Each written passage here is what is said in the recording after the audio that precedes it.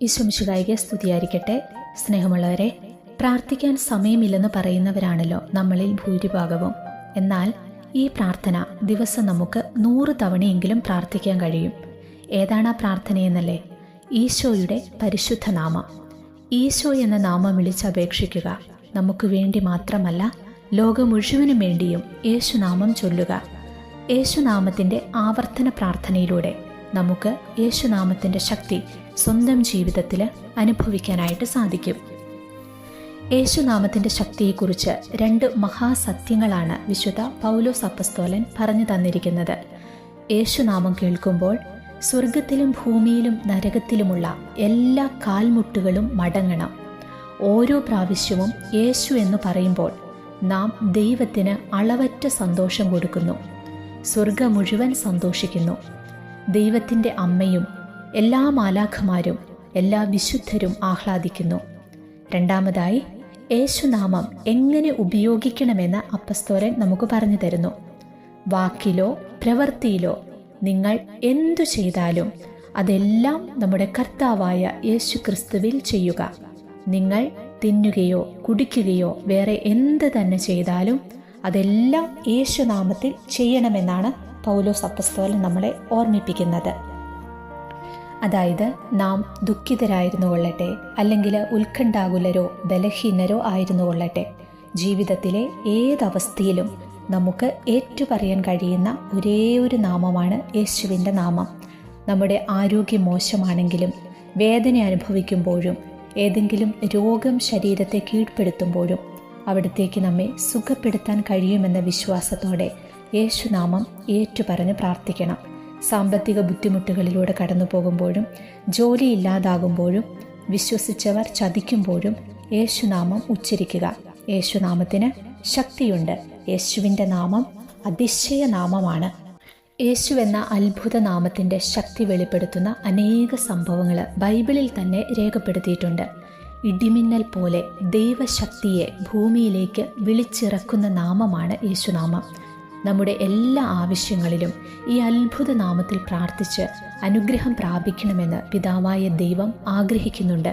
ലൂക്കായുടെ സുവിശേഷം 1-ാം അധ്യായം 31-ാം തിരുവചനത്തിൽ നമ്മൾ വായിക്കുന്നു, നീ ഗർഭം ധരിച്ച് ഒരു പുത്രനെ പ്രസവിക്കും, നീ അവന് യേശുവെന്ന് പേരിടണം. സാധാരണയായി ഒരു കുഞ്ഞ് ജനിച്ച് ആണോ പെണ്ണോ എന്ന് തിരിച്ചറിഞ്ഞതിനു ശേഷം നാം കുഞ്ഞിന് പേരിടുന്നു. എന്നാൽ യേശുവിൻ്റെ കാര്യത്തിൽ എന്താണ് സംഭവിച്ചത്? ഈശോ മാതാവിൻ്റെ ഉദരത്തിൽ ജന്മമെടുക്കുന്നതിനു മുൻപ് തന്നെ നീ അവന് യേശു എന്ന് പേരിടണമെന്ന് ദൈവം നിർബന്ധം പിടിക്കുകയാണ്. യേശു എന്ന പേര് കണ്ടുപിടിച്ചത് മാതാവോ യൗസപിതാവോ അവരുടെ ബന്ധുക്കളിൽ ആരെങ്കിലുമോ ആയിരുന്നില്ല. പിന്നെയോ പിതാവായ ദൈവം തന്നെയാണ്.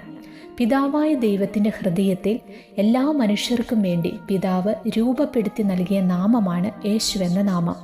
രാജാക്കന്മാരും ചക്രവർത്തികളും ഭരണകൂടങ്ങളും പല പ്രസ്ഥാനങ്ങളും ഏകാധിപതികളും സൈനിക ശക്തികളും ഈ നാമത്തെ തുടച്ചു മാറ്റാൻ ഒറ്റക്കെട്ടായി പരിശ്രമിച്ചിട്ടുണ്ട്. എന്നാൽ അവരെല്ലാം തകർന്ന് നാമാവശേഷമായി. യേശു എന്ന നാമം ജനകോടികളെ ആവേശം കൊള്ളിച്ച് ഇന്നും ഉയർന്നു നിൽക്കുന്നു. ഈ നാമം വിളിച്ച് ആര് പ്രാർത്ഥിച്ചാലും അവിടെ അത്ഭുതങ്ങൾ നടക്കുന്നു. എന്തെന്നാൽ പിതാവിൻ്റെ ഇഷ്ടനാമമായ യേശു എന്ന നാമത്തിൻ്റെ മുൻപിൽ ഈ സൃഷ്ടപ്രപഞ്ചത്തിലുള്ള സകലരും മുട്ടുകൾ മടക്കണമെന്ന് ദൈവപിതാവ് ആഗ്രഹിക്കുന്നു. ലൂക്കായുടെ സുവിശേഷത്തിൽ നമ്മൾ വായിക്കുന്നുണ്ട്, ഈശോ തൻ്റെ ശിഷ്യന്മാരെ 2 പേരായി താൻ പോകുവാനിരുന്ന എല്ലാ പട്ടണങ്ങളിലേക്കും നാട്ടിൻപുറങ്ങളിലേക്കും അയച്ചു. അവർ പോയി യേശു പറഞ്ഞതുപോലെ ചെയ്തു. പ്രസംഗിച്ചു, പ്രാർത്ഥിച്ചു, ജനത്തെ ഒരുക്കി. അവരുടെ ശുശ്രൂഷയിൽ 72 പേരും കണ്ട ഒരു യാഥാർത്ഥ്യം അവർ തിരിച്ചു വന്ന് യേശുവിനോട് പറഞ്ഞു, നിന്റെ നാമത്തിൽ പിശാചുക്കൾ പോലും ഞങ്ങൾക്ക് കീഴ്പ്പെടുന്നു. അപ്പോൾ യേശു അവരോട് എന്താ പറഞ്ഞത്? പിശാചുക്കൾ നിങ്ങൾക്ക് കീഴ്പ്പെടുക മാത്രമല്ല ചെയ്തത്, അവൻ ഇടിമിന്നൽ പോലെ ക്ഷണനേരം കൊണ്ട് അവൻ്റെ കോട്ടക്കൊത്തലങ്ങളിൽ നിന്ന് പൊട്ടി വീഴുക തന്നെ ചെയ്തു. ലൂക്കായുടെ സുവിശേഷം 10:18 വായിക്കുന്നുണ്ട്, അവൻ പറഞ്ഞു, സാത്താൻ സ്വർഗത്തിൽ നിന്ന് ഇടിമിന്നൽ പോലെ നിപതിക്കുന്നത് ഞാൻ കണ്ടു. ഞാനും നിങ്ങളും യേശുവിൻ്റെ നാമത്തിൽ പ്രാർത്ഥിക്കുമ്പോൾ സംഭവിക്കുന്നതും ഇതുതന്നെയാണ്. സാത്താൻ ഇടിമിന്നൽ പോലെ നിലംപതിക്കുന്നു. സാത്താനെ വീഴ്ത്തുന്ന നാമമാണ് യേശുനാമം. അതുകൊണ്ട് യേശുനാമം ഉപയോഗിക്കാതിരിക്കാൻ സാത്താൻ നമ്മുടെ മനസ്സുകളെ വ്യതിചലിപ്പിക്കും. നിങ്ങളുടെ കുടുംബത്തിൽ നിന്ന്, ഇടവകയിൽ നിന്ന്, സ്ഥാപനത്തിൽ നിന്ന്, ദേശത്ത് നിന്ന് സാത്താൻ ഇടിമിന്നൽ പോലെ വീണു തകരാൻ യേശു എന്ന നാമം ശക്തിയായി ഉപയോഗിക്കുക. യേശുവിൻ്റെ നാമം ഏറ്റുപറയുക. യേശുനാമത്തെ സ്തുതിക്കുന്ന പാട്ടുകളൊക്കെ പാടി പ്രാർത്ഥിക്കുക. അതുകൊണ്ട് ഓർക്കുക, ഭയം കൂടാതെ യേശുനാമം ഉപയോഗിക്കുക. യേശു ക്രിസ്തുവിനെ പ്രഘോഷിക്കുന്നിടത്ത് നിന്ന് പിശാചുക്കൾ ഭയപ്പെട്ട് ഓടിപ്പൊയ്ക്കുള്ളൂ.